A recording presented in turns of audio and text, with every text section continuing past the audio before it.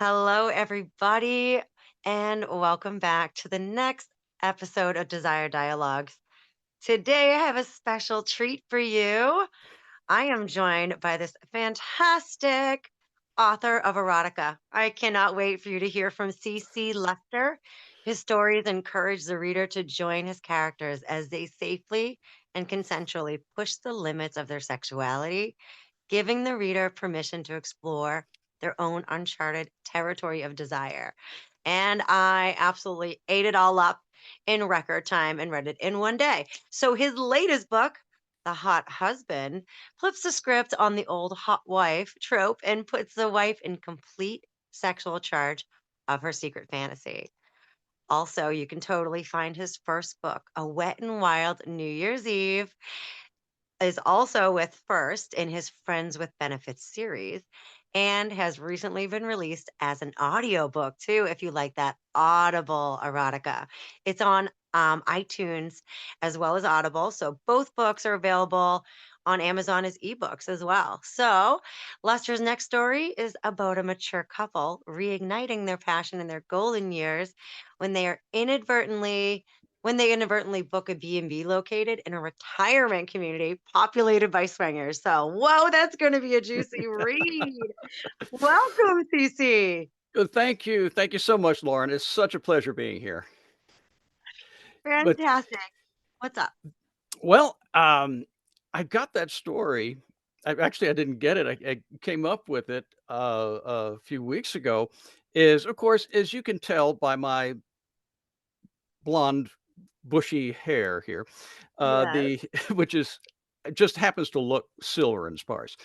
Um, you get to an age. A lot of times, a writer will write about their experiences, and so why not? I started taking some, personal, uh, introspection, if you will, Mhm. and of course, a guy thinks about sex, what, every 5 seconds? Something like that? You're the coach, you have all the data on that.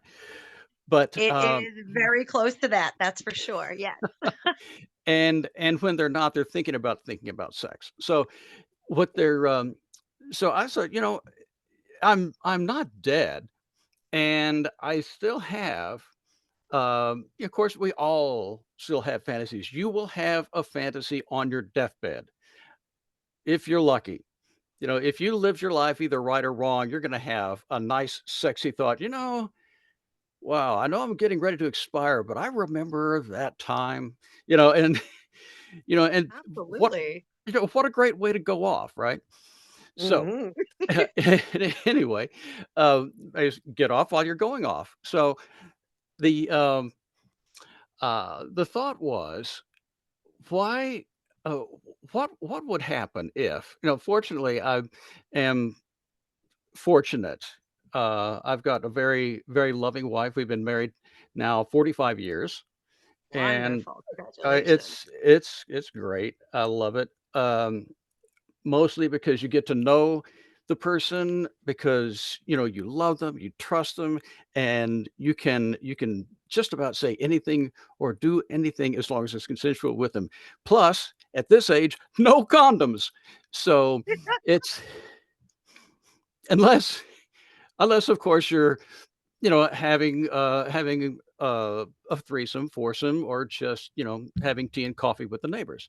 So, um that's the new euphemism, by the way, is tea and coffee. We're having tea and coffee with the neighbors. Great. I love Did you set the pineapple out? Yes, dear. it. Oh, the old age pineapple. Yes, Oh, that's the you best bet. too. Mm. You bet. So anyway, getting back to it, and I've digressed. Since a guy has all these thoughts, this is what got me into erotica. First off, I've I would tell them to my wife, what I thought the other day, and I'll tell her, and it'll usually lead into a nice little session. Um, but I started thinking, why don't I write these down? Because while I'm, doing what I'm doing, either at work or in the garage or whatever, there's always, no matter if you're for guys, and guys can vouch for me on this. is even if you're got your head at the bottom of a sink and you're trying to get those leaks taken care of, there in the back of your mind, you're thinking sex. Like, this could be a great opening scene. Oh, yeah, exactly, exactly. You know, we slow pan into the camera, there's the plumber under the sink, and suddenly the brown chicken, brown cow music starts coming in to play, and but yeah, we could, so I thought, "Well, let me write these down. Let me and Yeah. just make a story out of them." And it the and it worked. I handed it off to people. Listen, this is in your head? Are you serious? You know, and half the time it'd be, "Wow, that's sexy," and another times it would be, "Wow, you need help." So, so it spans the gamut. It goes from one end to the other, and the thing I like about the Wet and Wild, series or Friends with Benefit series is that it serves as the hub, the starting point for the rest of the series because everybody who's in that first book, Wet and Wild New Year's Eve, they're gonna have their own stories. Oh, I love that. Oh, Yeah, I love that. Okay, yes. and then they're gonna all get back together for the next New Year's Eve and compare notes. Ooh, juicy. So, I like it. So, how do you strike a balance between creating compelling characters and delivering the steamy scenes that your readers, expect from you, especially Okay. with ongoing characters? Mhm. Well, you start off, of course, with your core idea, and have you ever noticed that in a book, when you're reading a book, there's all this description? Well, you have to really, really set the mood. You have to put um, that scene in their head. You have to be the producer, director, set designer, and everything. And so when you write these books, you keep that in mind and you start thinking, okay, what's going to be romantic here? Otherwise, what you're going to wind up with is a letters to penthouse, you know, and it's going to be short and sweet, but short nonetheless. And Mhm. uh, we really want to compel this to the reader to get them engrossed in it. My point of view is from the female side. And I do this because first off, guys don't care. As long as as long as there's some action going on, they don't care. They'll flip through the book. They'll spin pages like crazy. Yeah, But this is what is both the beauty and the challenge of writing from the woman's perspective is you have to kind of get in her head. And it's not just for women that I've found, it's not just a drop trow and go. It's that you have to there has to be some romance. There has to be some giving her a reason to want to be with you. And vice versa. Ladies, you have to do it for the guys or you know, guys, girls, girls, the whole thing. If you're pursuing a person, you need to romance that person the way they want to be romanced. And how do you find that out? You communicate. You talk to each other. And so that's what these absolutely. characters are doing right now. And this next book, this is one of the first spin-offs of New Year's Eve. Um, they're thinking of joining the lifestyle because so they're kind of, well, should we dip our toe in the water? Should we just so they go off to and the reason they do it is because they were booked mistakenly in a uh, previous vacation that they had, and they went, "Wait a minute, why is everybody naked at this hotel?" And then they finally get the idea. Anyway, one thing leads to another, and we just I'm sorry, the train of thought just left the station. No worries. So what I'm getting is, so I don't want to give too much away because I Mhm, really think they should read it. I love the way that the swingers resort, the mhm, lifestyle was presented to this couple by accident. And that is the way that it was introduced, which I like it. You're giving these characters like an anticipation tease, a curiosity tease. They have all these emotions that I'm sure somebody who reading your books have the same feeling, like, oh my gosh, what would I do in there, what would I do in that mhm, situation?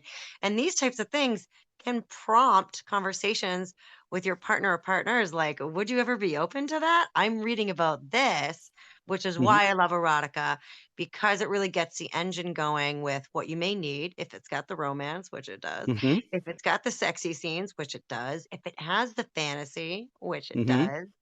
And that's the thing. It's like we all need a little bit of something different as our foreplay, how you want to be, and that is you gave all different types of foreplay in the book that I read with very, very quickly. And I loved it. You really touched on quite a bit. So thank you for that. Well, thank you. I really appreciate it. And yeah, communication's the key. It is.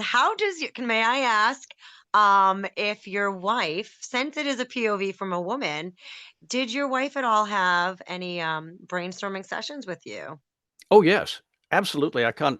I communicate with her on that all the time because I know what I think would be good, and I try my hardest to, to to get it there. Yeah. And so I asked my wife, I said, "Well, take a look at this. Is this fappable?" This is the term. "Is this fappable?" Yeah. And she'll, look at it, go, "Yeah, that's excuse me a few minutes," or it'll be, no." So here's what it needs, and here's why, and then it'll make all perfect sense. And I love that because the male perspective can be so different from the female perspective, as it's just so interesting. So you are, if you've noticed, I don't know if you've been able to notice on genders of your buyers, but for me, erotica is mainly purchased by females. And with you as a male writer and having your wife with the POV and you mostly nailing it, and she said, yeah, that's great. I think that is such a giant thing to have tackled. And I kudos to you. No, thank you so much. Thank you. And yeah, you're right. The female market for erotica is Yeah. the one of the biggest readers increases in just about all genres. Wow, that is something. So the things that inspired you was just these are in my head. I'm gonna write these down. They were a combination of that Yeah. and a lot of high school fantasies. And Ooh, okay. yes, I mean, because remember, back in okay, here we go. Back in my day, back when dinosaurs roamed, it was I mean, the girls had mini skirts, there Hmm. was hot pants, there were go-go boots, I like really tall, up to the knee go-go boots, and Yes. that was for the teachers. And no, we had several teachers that were like, If OnlyFans had been around then, I'm sure I am sure these women would be there. These teachers would be there because, you know, I just went to my, um, golden high school, anniversary. Yeah. About at least 30% to 35% of the conversation between guys is, "You remember her you remember that teacher that was teaching senior English? What was her name? Oh, Miss Abigail? Yes, Miss Abigail."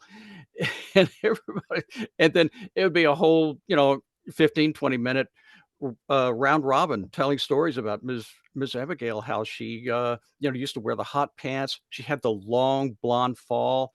I mean, she looked Mm. like Charo without the accent. It was great. Oh. Yes. Yes. Oh, I love it. So fantasies have been a long time thing, of course, and Yeah. fantasies always have such a beautiful place in our hearts, and the teacher fantasy, that is quite the fantasy. And I'm Now sure you probably had a teacher too, probably in math or probably in phys ed, and you're going, "Yeah, I think very maybe." much so.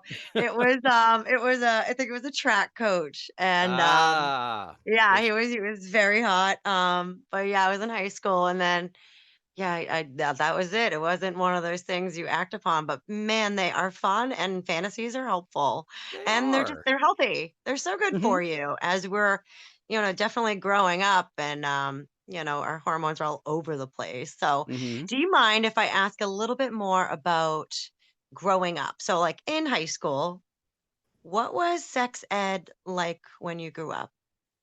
Okay, well, first off, I've only grown older, I've never grown up, but, and I refuse to.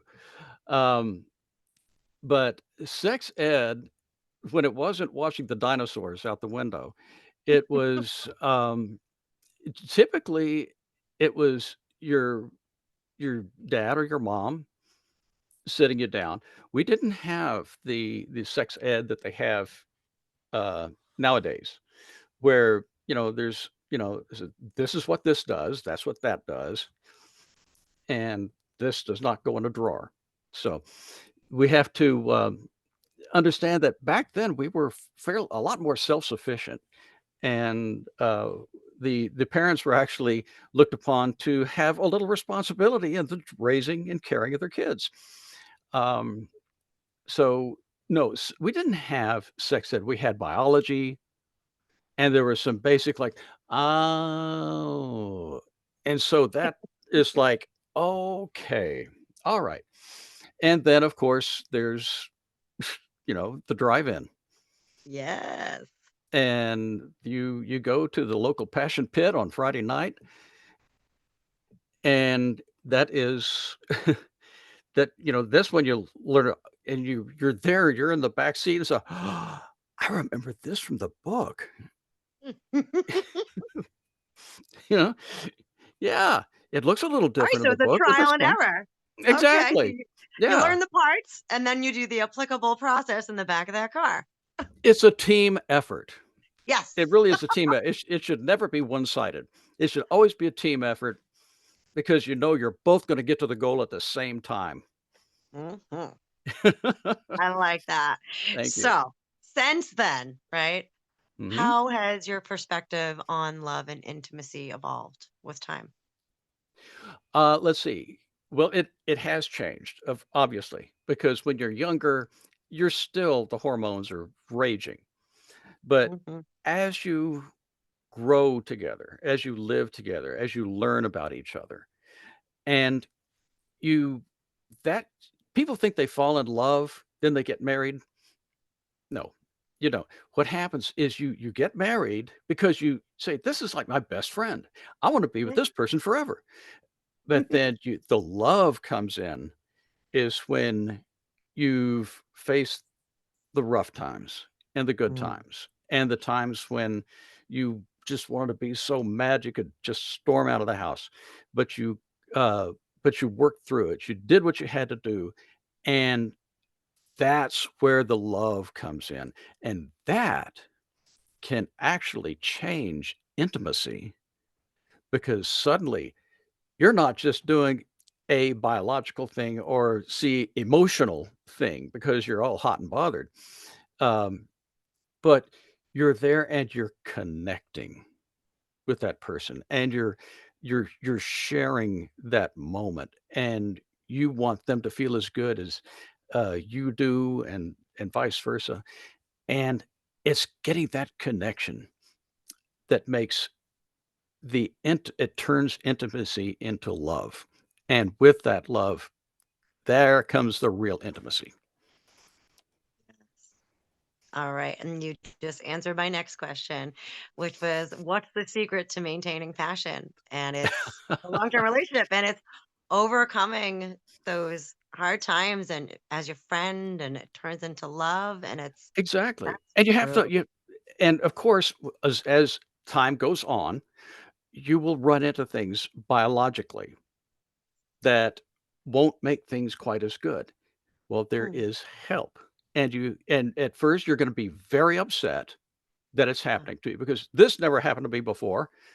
And then another one, I'm just not in the mood, you know, which is understandable. But you can find help for those things. And you have to discuss that because otherwise, if you don't discuss this with the person, why you're not being intimate with them or they're with you, if you don't ask the question, why, then you're going to start holding all these bad feelings toward that person, and you're going to feel like you're being rejected when yeah. that's not the case. Yep. What if one night it's just, no, I'm sorry, I have gas. We had beans for dinner. Instead of just saying, no, not tonight, a little bit further explanation is something that I teach in my workshops, which really Hmm. help bridge a gap for that rejection feeling. So, this communication plays such a healthy role in your sex life, especially with these, approaching, difficult conversations around new things that are coming up that are making sex a little bit more difficult perchance. Hmm. Hmm. I mean, there's for men, we all know it's ED. Of course, whenever you Yep. see a commercial with some, middle-aged guy driving a hot car down the middle of a highway or rolling into a diner, up, that's an ED ad right there. But Yep, then those women have silver fox. yes, of course. Yeah. But women can sometimes experience hypoactive sexual desire disorder, and Yes. there are which is the female version of an ED. Yes. In both cases, there is help. Just not being embarrassed by it is the first thing, and talking to your partner. Just talk to your partner and say, "Honey, I'd love to, but it just can't happen right now. I want to, but I just can't happen." And so she'll ask why, and you'll say, "It's because of this."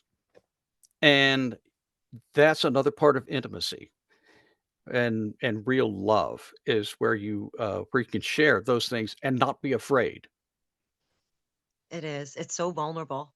And Mhm. it's It is. something, if something is happening, with me sexually and I don't open up with my partner, sex is going to be a shared thing. So both people kind of need to know what's going on so you can handle it together. It's very difficult to handle it on your own and get help for just you because it's a two Yeah. person thing or three or however many people you got in that party, right? Yeah. Yeah. Yeah. Yeah. I love it. Exactly. Yeah, yeah. Okay. Next question. You ready, Cece? I'm ready. All right. If there was a class on relationships, or sex, what's one topic you think should be mandatory? The this is what class? This is If there was a class on relationships or and class sex, on relationships. yeah, Okay. if someone were to teach you a class or there Mhm. was a class out there, what is Mhm. one topic that should be mandatory? Mm. It would have to be, honesty and communication. I mean, Mm, you have to be honest with each other, and you have to communicate then. And I harp on that one word, communication, but it's so important. It's so I harp on important. it too. It's everything. Yes. Without it, no one knows what's going on. Everyone's a Mhm. mind reader and Mhm. everybody's really just yeah, it's a little it's so misunderstood. You just Yes. leave each other on misunderstood and nothing gets developed further, I think. Exactly. Yeah. Exactly. All right. Next question. Alright. What is one piece of advice or a mantra that keeps you grounded in your own love life?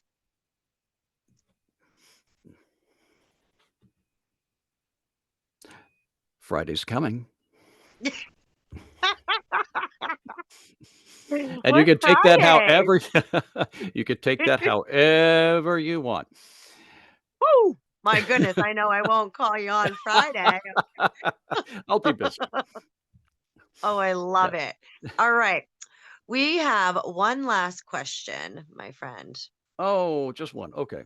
I know. Wait, I have a couple more if you got more time. Go for it. I'm here. I love it. All right. So this is one of my favorites, especially when I talk to people older than myself, right? Mhm. Do you think society's views on sex and relationship are becoming more open, or do we still have some work to do? It's I think it's both, and let me explain. It's Yes. becoming more open, definitely. More, no 2 ways about it. If you're gay, you're straight, you're polyamorous, whatever, and there's people that don't like being exposed to that. But the point is, or the fact is, they've always been here. Yes. They've always been here. Just don't worry about it. Is it breaking your leg? Are they breaking your leg right now? Are they robbing you of anything? No. Shut up. Sit down and let people live their life. Yeah. I agree. There, we've come in a place where it's like yeah, all these things are more known Mhm. and Mhm. people can feel more open and expressive. Yet Right. there is still so much angst and hate, mostly because I mean, it could just be out of completely non-understanding of what Oh, that yeah. other person is going to, but it doesn't affect you. So it's just, I hope we can continue to really evolve in a way where everybody feels just fine with being, who they are and then minding your own business. If it Yeah. doesn't affect you, it got nothing to do with you. Leave it alone, right? That's right. That's right. Yeah. And, and of course, as we're getting more open, we're getting Yeah. more people that are being vocal about, "Why are you so open about it?" And they're trying to cram that down your throat. And it's just don't look. Just that's Yeah. all. And that's it. Things like, Yeah. what me and you talk about, our work, right? You as an author, me as a Mhm. sex coach. These are things that I want to be able to be talked about just as easily as what's for dinner? Do you want spaghetti? It's Mhm. just, you want spaghetti with your meatballs? Like, what do you want? What kind of sauce? And it's Yeah, just the people who aren't ready for it aren't ready for it, right? Maybe that's what it is. exactly, exactly. They're just not ready for it, and that's okay too, but just Yeah, keep it to yourself. I mean, yeah, true. because I don't hurt other people by saying nasty things to them. Right? It doesn't get anybody anywhere. No, No. absolutely. Yeah, Do you have if you go ahead. I was gonna say, I think it'll get to a point where because I know, that what I've seen, because I just happen to be in the business, I, looked at the growth of sex clubs in the United States. Yes. Oh, honey, I mean, this is crazy. This is just it's going through the roof, and people are finding more that, okay, we can separate um, our intimacy and our love for a little, you know, fun over here, and it's not gonna and that's of course, I think you already talked about this, is like swingers and the jealousy that may come over it, yeah. So, yeah, your listeners know. But, yeah, I mean, you see that, and it's becoming more open and, more accepted. And it's honestly, I don't believe um monogamous is completely natural. That is a socially constructed thing with marriage benefits by the tax system, right? From our Mhm, government. mhm, And it's really when it comes down to that jealousy, if that comes up, I work with mhm, couples who are looking to open up their relationship in one way or another. There's so many levels, and mhm, it's what everybody, consents to. But sex clubs, just as a starter, too, you go and you just play with each other while you watch. It's like porn in real life, like right there, and mhm, dip your toes in. And the couples who I've coached who have tried that, game mhm. changing.